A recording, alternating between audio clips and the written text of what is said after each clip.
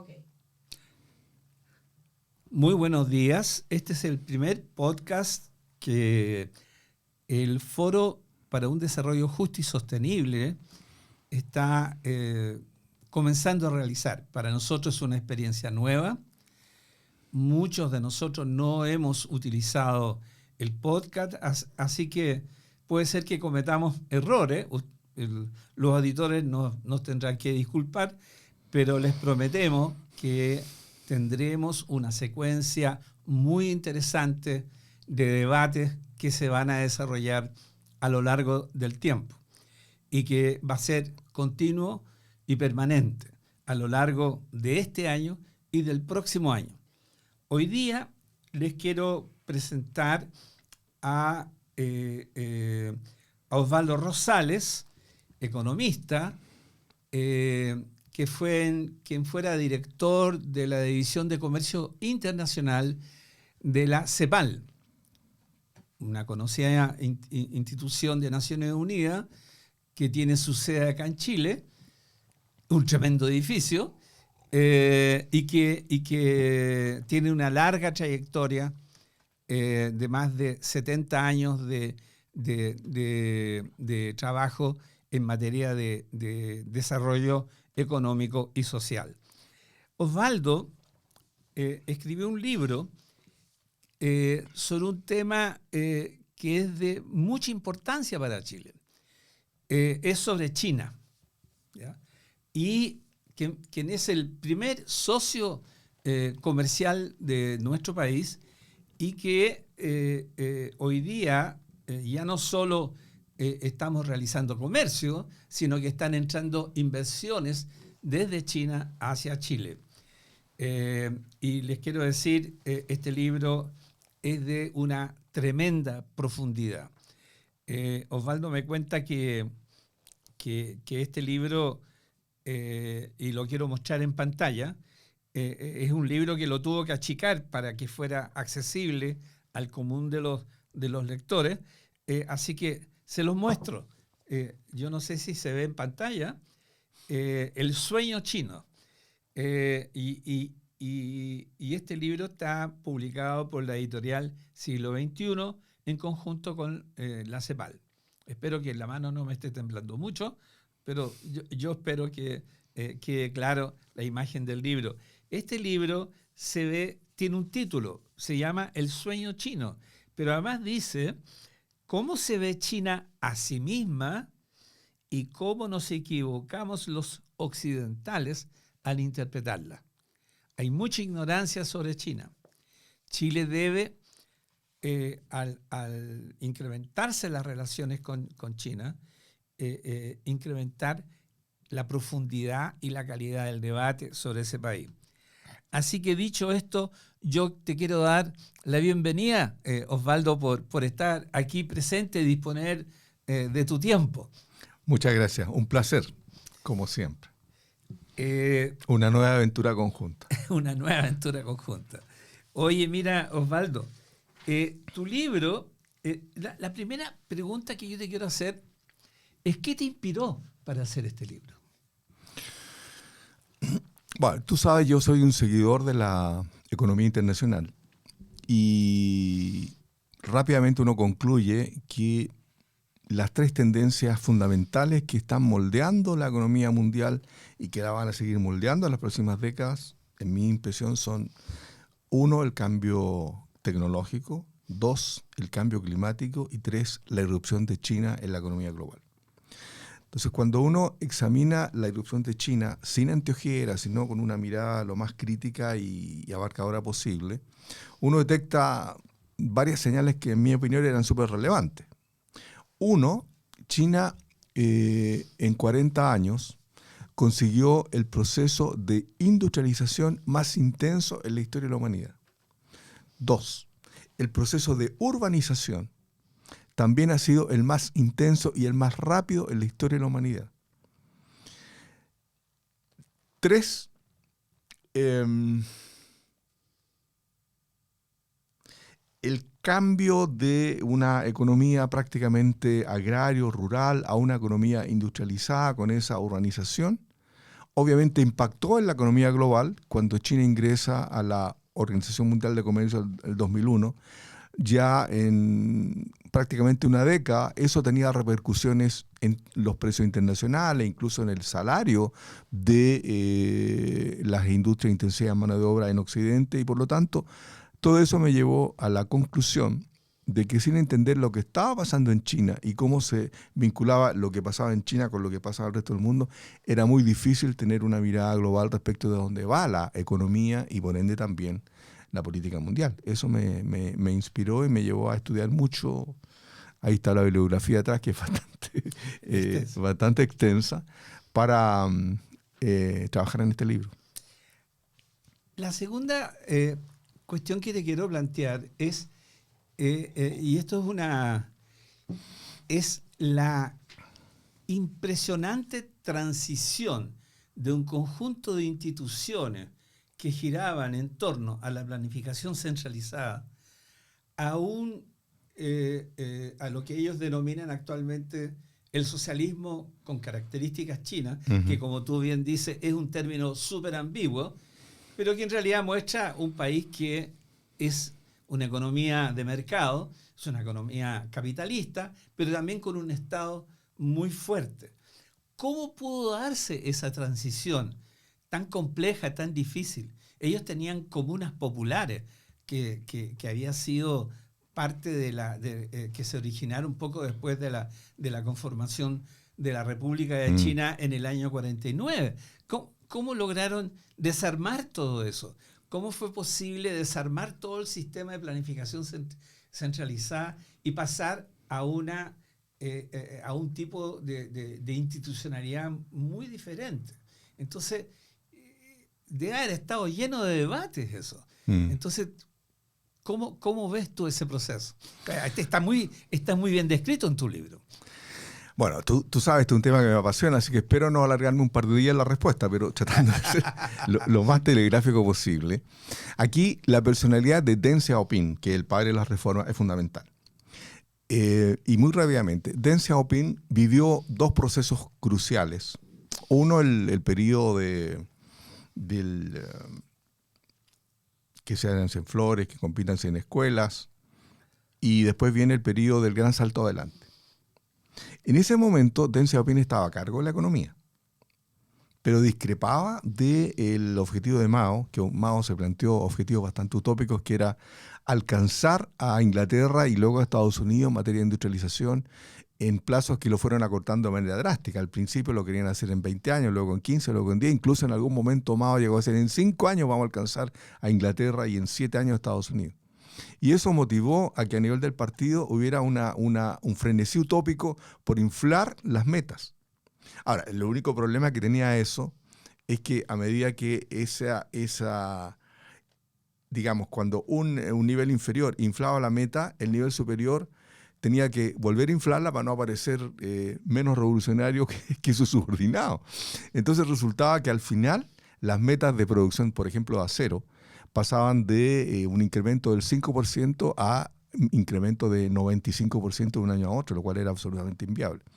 Y eso repercutía en el campo en la medida en que también las metas se iban inflando y como el impuesto sobre la producción agrícola se aplicaba sobre lo que se iba a producir, lo único que efectivamente operaba era un impuesto que crecía desmesuradamente respecto a una producción que en la práctica no crecía, y por lo tanto eso generó revueltas campesinas, muchas dificultades. Después viene la Revolución Cultural, donde Deng también es muy afectado. Él pasa 2 años detenido en su casa, con su mujer y apartado de sus hijos. Y luego pasa 2 o 3 años relegado. Y en ese lapso, Deng Xiaoping, gracias a una radio galena que le construye su hijo mayor, que también fue afectado por la Revolución Cultural, lo lanzaron del 4º piso de la universidad y quedó lisiado. Él se va enterando de lo que pasa fuera, de lo que pasa en Japón, de lo que pasa en Corea del Sur, de lo que pasa en esa economía.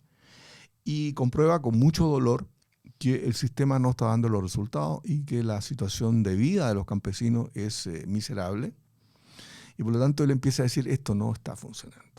Y empieza a albergar una mirada distinta. Después del fracaso de la Revolución Cultural, Deng Xiaoping vuelve a las esferas del poder y él empieza a buscar cómo modificar el esquema económico. Y él acude a algo súper interesante.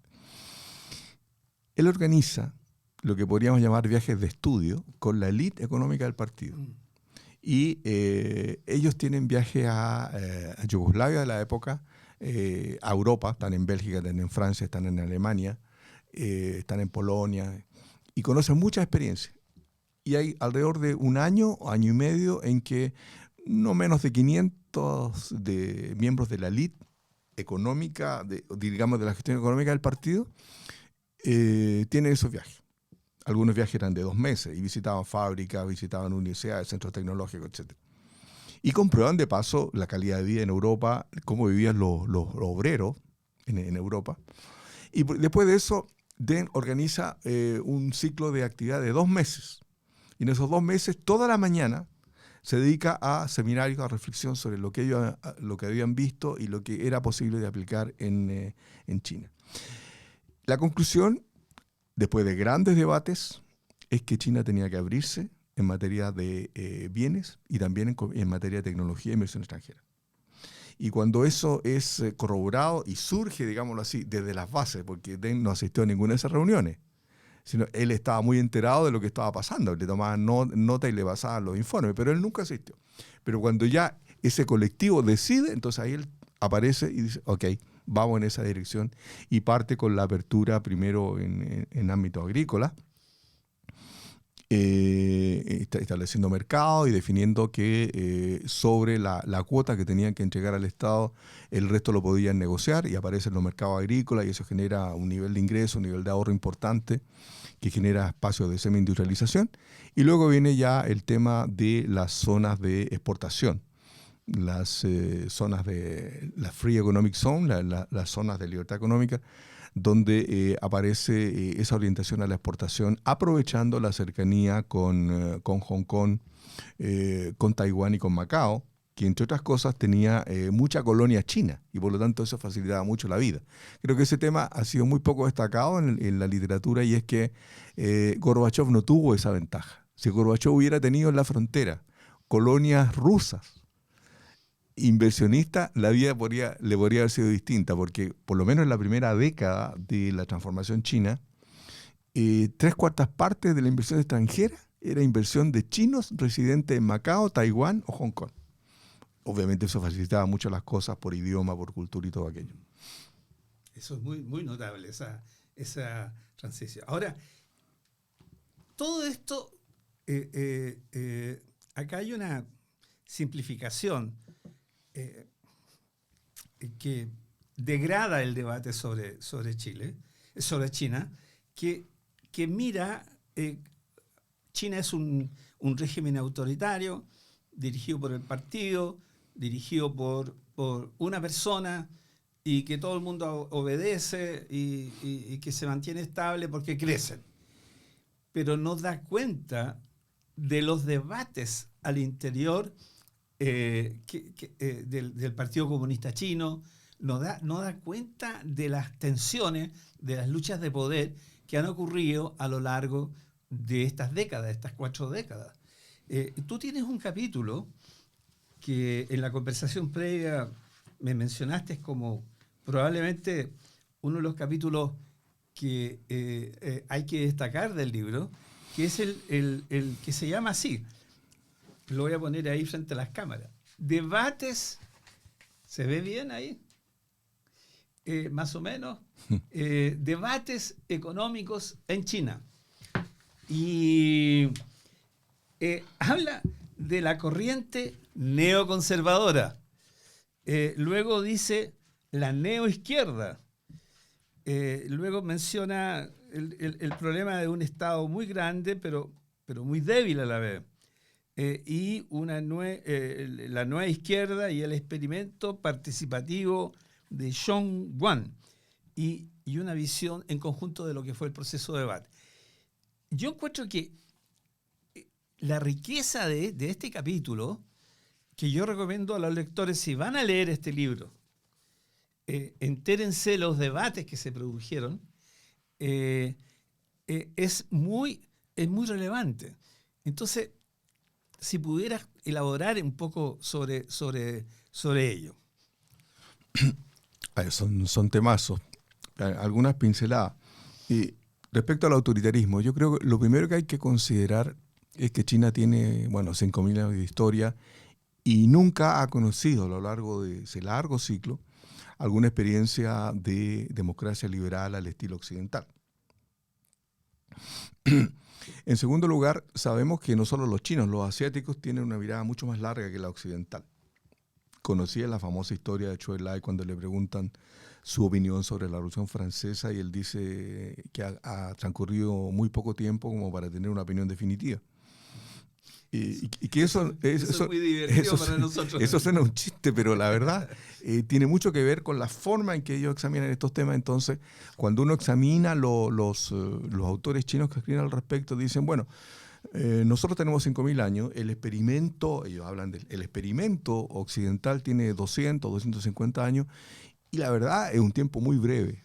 Y además, cuando ellos miran a Occidente y miran lo que aconteció con la crisis subprime, cuando ellos miran a Estados Unidos, cuando miran lo que aconteció con la última elección, sobre cómo los trumpistas asaltaron el Congreso, cuando uno mira cómo hay grandes dificultades para establecer consensos sobre algo tan obvio como enfrentar el cambio climático, etcétera, etcétera, ellos dicen, no es para nada evidente que el modelo que ustedes me están proponiendo sea mejor. Después, sobre el tema del debate. Pero quisiera destacar este punto porque elimina también, o por lo menos permite abordar cosas distintas sobre el debate al respecto. Hay un libro de un norteamericano, Bert Gruen, que tiene una fundación, la Fundación Bert Gruen, es un señor con mucha plata, y él habla ahí... Él tiene el privilegio de poner su fundación a su nombre. A su nombre, claro. Entonces, yo hice un cuadro que está ahí en la página 201, donde incorporo además algunos comentarios de Mahbubani, que es un autor singapurense que lo recomiendo encarecidamente, y el propio Fukuyama. Entonces yo ahí tengo un listado de lo que sería la comillas democracia occidental versus el mandarinato chino. Entonces, en la democracia occidental, fortalezas: una persona, un voto, libertades individuales, Estado de Derecho, división de poderes, mercados libres. Fantástico. Pero debilidades: privilegio excesivo al corto plazo, ceguera al largo plazo. Por ejemplo, dificultad para abordar el cambio climático. Sistema polarizado que frena y demora la toma de decisiones. Política capturada por intereses económicos. Lobbies y la contribución económica a campañas políticas capturan el presupuesto y las decisiones legislativas. Fallas para abordar cambios estratégicos, insensibilidad distributiva y capacidad limitada de autocorrección. ¿Qué pasa con el mandarinato chino? Fortalezas: meritocracia. Un rasgo interesante es que si tú miras el Congreso de Estados Unidos, la inmensa mayoría, más del 80%, son abogados. En el caso chino, si tú tomas los 250 líderes del partido, más del 85% son ingenieros o científicos. Una diferencia importante. Hay una visión de largo plazo, hay una rápida adaptación al cambio, hay rápida toma de decisiones y hay una eficaz puesta en práctica de las decisiones. Sí, como se demostró en el caso de la pandemia. Evidente. Ese caso es paradigmático al respecto. Pero por supuesto hay debilidades. Libertad individual subordinada a metas colectivas, derechos humanos no se respetan en la forma en que a nosotros nos gustaría, hay un gran déficit de libertades individuales, hay una reducida participación ciudadana, hay una concentración de poderes y hay dificultades en la autocorrección. Entonces, este señor dice, mire, yo creo, dice él, que el mundo debiera marchar hacia un mix, tratando de conciliar lo mejor de cada sistema y eliminando lo malo de cada uno de ellos. Suena una utopía, pero es un tema interesante a abordar. Y sobre el debate en el partido, efectivamente están esas dos corrientes. Hay una corriente neoconservadora que es muy poderosa. El líder de esa experiencia... O sea, a ver, perdona que te interrumpa, pero a mí me parece notable esa comparación que hace este norteamericano, porque una de las grandes debilidades que yo veo para el caso de Chile es la ausencia de visión estratégica. Así es. Estamos en el Así es. cortoplacismo Así es. enorme. Tenemos gobiernos que duran 4 años y que no miran más allá de los 4 años. Y no hay capacidad para pensar al 2030 o al 2050 y iniciar acciones que avancen sistemáticamente en esa dirección. Sin duda, y ese déficit yo creo que lo compartimos con la mayoría de las sociedades occidentales. O sea, cuando uno piensa, por ejemplo, en el abordaje del cambio climático, o sea, yo diría que a esta altura ninguna persona sensata con 2 dedos de frente o con 1,5 dedos de frente duda que ese es el principal desafío que tiene la humanidad. Yo no diría, bueno, de ahí se deduce obviamente que hay que tomar medidas ya, ahora, y no las estamos tomando. Y el sistema político es insensible al tema, no las puede tomar, está bloqueado. Entonces vamos a tomar medidas y decir, oye, pero los intereses petroleros, Texas, guay, chuta, no. Es difícil el tema, es muy complejo. Entonces, en fin, hay un sistema político que crear. Claramente, ni un sistema ni otro las tiene todas consigo. Y hay que buscar. Y claro, ese tema es mucho más largo, daría para varios podcasts, pero un país tan chico como el nuestro necesita aliados, necesita una mirada estratégica y necesita construir otros espacios multilaterales para ir avanzando en esa dirección. Pero el tema está colocado. Sin duda. Estamos discutiendo una nueva constitución. Así es. ¿Cómo construye uno un sistema político que sea democrático, que respete los derechos humanos, las libertades cívicas, pero que al mismo tiempo tenga capacidad de planificar en el largo plazo, con gran participación social, ¿verdad? Y que considere la dimensión regional? Yo creo que esa combinación requiere un espíritu innovador. En mi opinión, eso se requiere. La pregunta es si vamos a ser capaces. Es una pregunta abierta. Sin duda, sin duda. Ahora, volviendo a la consulta que hacía sobre el capítulo 8, que es de lo que más me encantó del libro, porque tuve que investigar mucho. De paso, ahí en la bibliografía están las fuentes, e incluso hay un par de videos en YouTube de un par de esos economistas que de paso o tienen doctorado en Harvard, o tienen doctorado en Chicago, o en MIT. O sea, son de ese nivel. Sí. Son de ese nivel. Claro. Entonces, hay uno que es asesor del G7. El G7 en China es la cúpula, son los 7 que cortan el queque. Uh-huh. Ese es el que es seguidor de von Hayek. Ese es de von Hayek. Ni más ni menos, ese es su paradigma. Del austríaco. Así es, o sea, está más a la derecha que Friedman. ¿Ya? Claro. Y él dice, entre otras cosas, dice, mire, a mí el tema de la democracia no me inquieta tanto. O sea, mientras vayamos avanzando hacia mercados libres, mejor. Yeah. Él está detrás de estas políticas económicas. Pero también hay otra fuente, que es el socialismo o la neoizquierda, como ellos se denominan, que también asesoran al gobierno, que en realidad ellos tenían una gran presencia con Hu Jintao, que le dio un poquito más espacio a la izquierda del partido. No es evidente que hoy día esté con gran fuerza. Eso lo vamos a ver varios años después. Así opera lamentablemente la información en China. Y estos grupos tienen una visión muy crítica del presente. Ellos dicen, el modelo chino en realidad es el peor de los mundos. Porque no es socialista, ni es capitalista. En realidad es un capitalismo de amigotes, con corrupción, con un Estado muy amplio, pero débil, como dice uno de los capítulos. ¿Por qué? Porque el Estado financieramente, el Estado central es muy débil. En cambio, los gobiernos locales, regionales son muy fuertes, porque la base de la recaudación tributaria tiene que ver con los gobiernos locales. Entonces es un gobierno que da instrucciones, pero no necesariamente las siguen. Porque las empresas que están radicadas en regiones, que están radicadas en provincias, son gigantes comerciales, financieros, tecnológicos, y por ende también líderes del partido surgen desde esas empresas y son parte del comité central del partido. El comité central tiene como 185 miembros. Y por lo tanto, el poder, y esto en Occidente se desconoce o se ignora de manera intencionada, el poder que tiene la autoridad central de Beijing sobre las regiones es bastante limitado. Por eso cuando Xi Jinping dice, o cuando Li Keqiang, el primer ministro, dice, vamos a reducir la producción de acero, de aluminio, de vidrio y de cemento porque hay una sobreoferta excesiva, no es evidente que lo logre. Y de hecho le ha costado mucho lograrlo. ¿Y por qué? Porque los incentivos son otros. Son otros, porque el gobernador de una región dice, a ver, mi empresa Cerera acá tiene 250.000 trabajadores, por darle una cifra. Uh-huh. Entonces a mí me dicen de Beijing que la cierre. ¿Ya? ¿Y qué hago con 250.000 desempleados?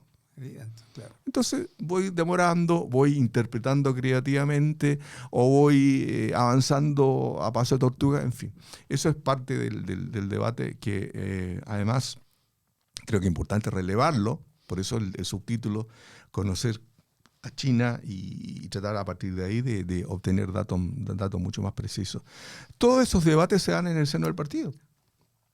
Y por lo tanto hay retrocesos, hay avances. A veces uno tiene que leer lo que está, digamos, en la trastienda. Bueno, eso es un poco el objetivo del libro, invitar a examinar esta realidad sin cortapisa, de la manera más crítica y más amplia posible, pero sin prejuicio al respecto. Osvaldo, al final del libro tú analizas lo que se ha denominado la Segunda Guerra Fría, uh-huh. ¿Verdad? Y es evidente que, en mi opinión, se ha producido un consenso en la élite política norteamericana, no tanto la élite económica, ¿verdad? La gran empresa, yo creo que tiene una visión algo diferente, los grandes grupos en Estados Unidos económicos, pero por lo menos en la élite política, tanto republicanos como demócratas parecen haber llegado a un consenso de que el adversario estratégico hoy día es China. Mantienen una enemistad con Rusia, pero es China el principal adversario estratégico. Y eso lo están hablando para décadas en adelante. Y entonces toman medidas que ya no son puramente por motivaciones comerciales o de robo de propiedad intelectual, sino que ya desde el punto de vista de seguridad nacional. Entonces eso es el escenario. Ahora, a diferencia de la Primera Guerra Fría, cuando la Unión Soviética y Estados Unidos estaban confrontados, eran sistemas que no estaban integrados. La Unión Soviética era un sistema cerrado respecto del capitalismo global que era dominado o dirigido por Estados Unidos. Hoy día es una situación enteramente diferente. China y Estados Unidos están íntimamente integrados. China no solo comercialmente, hay muchas inversiones norteamericanas en China. China es un acreedor de la deuda externa pública de Estados Unidos. Entonces, es un escenario completamente distinto. ¿Cómo ves tú esta Segunda Guerra Fría? A ver, primero, concordar en que el conflicto hegemónico China-Estados Unidos nos va a acompañar varias décadas. Yo creo que va a marcar por lo menos la primera mitad de este siglo y vaya uno a saber cuál va a ser el destino final de eso. Segundo, evidentemente hay grandes diferencias entre lo que sería la Primera Guerra Fría y la actual. Algunos dicen que no se puede hablar de Guerra Fría, pero al final el nombre es lo de menos. Lo que es evidente es que hay un conflicto por la hegemonía tecnológica del siglo XXI y que eso puede ir expresándose incluso en ámbitos más complejos como el de seguridad y el militar. Cuando uno examina lo que está haciendo Biden, reforzando la iniciativa Indo-Pacífico, o la iniciativa del Quad, o la reciente, ¿no sé, el AUKUS, Australia, Reino Unido y Estados Unidos. Dejando afuera a Francia. Dejando claro. Todo eso da cuenta de que la dimensión de seguridad está avanzando peligrosamente. Ahora, Estados Unidos venía planteando con Trump, y Biden, en mi opinión, la ha profundizado, la estrategia del decoupling o la desconexión. tratar de desconectar a la economía china de la norteamericana, tanto en lo productivo como en lo comercial, en lo financiero y particularmente en lo tecnológico, impidiéndole el acceso a tecnología de última generación norteamericana o frenando la participación de empresas tecnológicas chinas en el mercado norteamericano e incluso en los mercados de sus aliados, en Australia, en Japón, en fin. Y la respuesta china ha sido la llamada economía de doble circulación, que la planteó hace unos 6 meses el Xi Jinping. La economía de doble circulación básicamente significa que el corazón de la estrategia va a ser el mercado doméstico y la innovación, eso es muy importante, y que el sector externo va a ser un complemento. Y la conclusión a que se ha llegado, que es bastante obvia, es que la tesis del ascenso pacífico chino hoy día tiene grandes dificultades y por lo tanto la irrupción tecnológica china va a enfrentar dificultades tanto por parte de Estados Unidos como de los aliados y por ende el énfasis chino, dicen sus autoridades, deberá estar en una creciente autonomía tecnológica en los sectores claves. Semiconductores, inteligencia artificial, etcétera, etcétera, etcétera. Entonces, claro, eso puede ir a una colisión porque, como tú bien decías, en Estados Unidos hoy día hay un consenso, hay un consenso horizontal, demócratas, republicanos, en que el peligro de Estados Unidos es China. Y en todos los planos, las autoridades de Trump lo decían con todas sus letras, hay que superar a China en todos los planos, económico, financiero, tecnológico y militar. Hay que impedir que China siga levantando cabeza. Y claro, la mirada china, como señala el libro, apunta al 2050. En esa mirada larga, yo divido ahí, periodizo, antes de, digamos, hasta inicios del siglo XIX, 1820, el PIB de China era superior al de Estados Unidos y Europa sumados. En 16 de los siglos que llevamos, China era la potencia económica mundial. De hecho, el nombre de Beijing es el centro del mundo.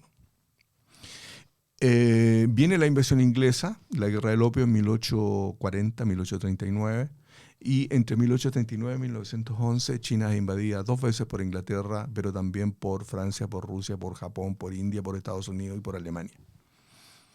Cada uno de estos invasores se quedaba con un terrenito, ¿ya? Y se quedaban con puertos, se quedaban con vías férreas, etcétera, etcétera.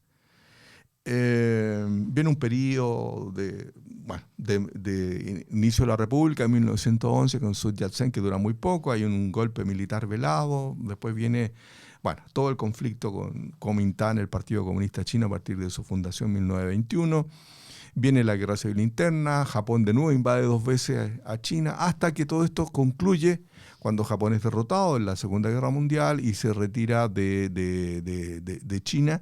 Y viene el conflicto interno, Kuomintang, el Ejército Rojo agudizado, hasta 1 de octubre de 1949, en que se gesta la República Popular China. A ese periodo, entre 1839 y 1949, justo 100 años, los chinos lo denominan el siglo de la humillación. Y con esa mirada larga proyectan un siglo más. Y dice, en un siglo más, o sea, en el 2049, 2050, queremos volver a ser el centro del mundo. Ese es el sueño chino. A mí me parece que eso es muy interesante porque refleja algo que está en el ADN chino. No hay que ser comunista para entenderlo, hay que ser chino. Y desde ese punto de vista, Mahbubani, que es un pensador singapurense extraordinario, yo lo recomiendo pero fervorosamente, él dice, cuando Occidente lee PCCH, lee Partido Comunista Chino. Eso es un error, dice. Lo que debería leer es Partido de la Civilización China. Es decir, el Partido Comunista es el reflejo de la evolución del nacionalismo chino anclado en sus principales raíces históricas. Que sea comunista hoy día es, comillas, un detalle histórico, con tremendas repercusiones, obviamente, pero el énfasis no está en el apellido. Y lo otro es que hay que entender que la evolución china ha estado llena de conflictos políticos muy serios, muy violentos, que han ocasionado hambrunas, que han ocasionado muchas muertes. Por lo tanto, desde ese punto de vista, para las autoridades del partido, que de paso las autoridades que hoy día están en el partido, fue gente contemporánea del gran salto adelante, de la hambruna, de los millones de muertos que hubo al respecto. Los historiadores no se ponen de acuerdo, 30, 40 millones, una hambruna motivada por la política económica, pero también por inundaciones y sequía que coincidieron en un par de años. Y después también fueron contemporáneos de la Revolución Cultural.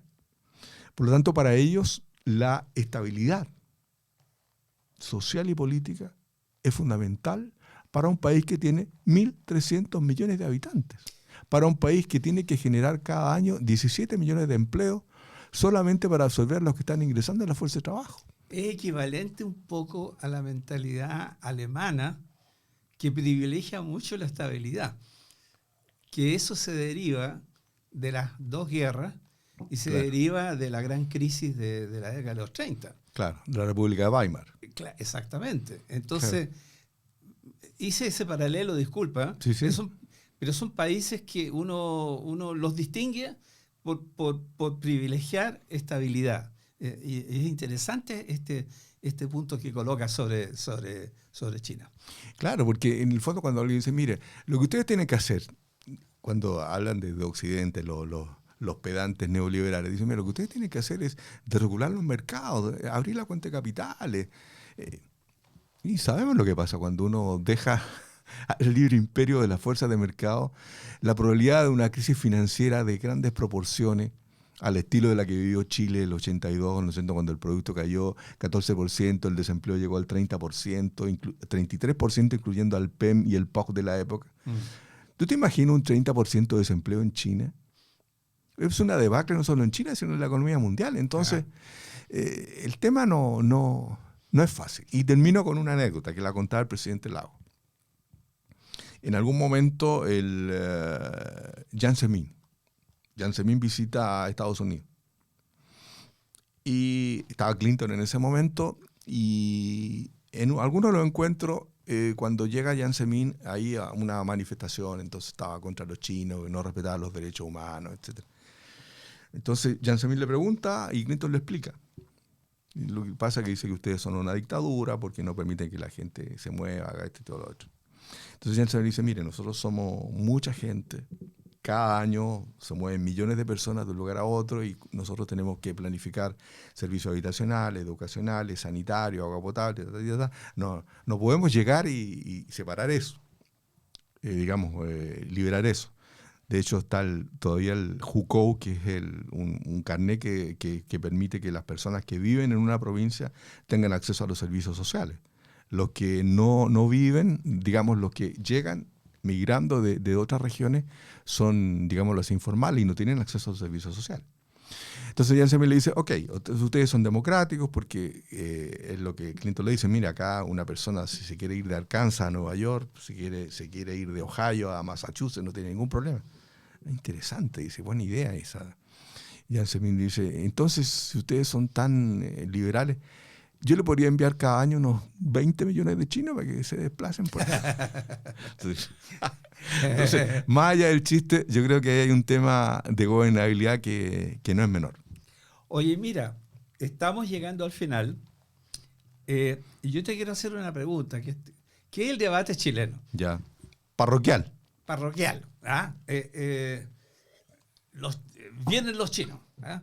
Están invirtiendo en distribuidoras eléctricas, parece ser que pueden ganar la licitación del registro civil, y están haciendo inversiones en el país. Y se le presta más atención que cuando vino la Armada Española, cuando llegaron las inversiones de España, o a las inversiones norteamericanas que siempre han estado en el país, o a las inversiones australianas o las canadienses. ¿Cómo ves tú esta situación, este debate chileno? Y con esto terminamos. Yo creo que es imposible apartar este tema de la pugna hegemónica que hoy día estamos viviendo y de la campaña en la cual está Estados Unidos moviendo en el mundo. Hay que recordar la presencia del sheriff que estuvo hace un par de años, ¿no es cierto? Mike Pompeo, el sheriff Pompeo, ¿no es cierto?, que llegó aquí al condado, que sacó las pistolas y dijo, si ustedes se involucran con con Huawei, la red 5G, ustedes van a ver las consecuencias. Esto no va a ser gratis. Lo dijo en Argentina. Y de paso lo acaba de decir en Brasil. Me lo contaba Ricky Iglesias hace poco. Acaba de decirlo en Brasil.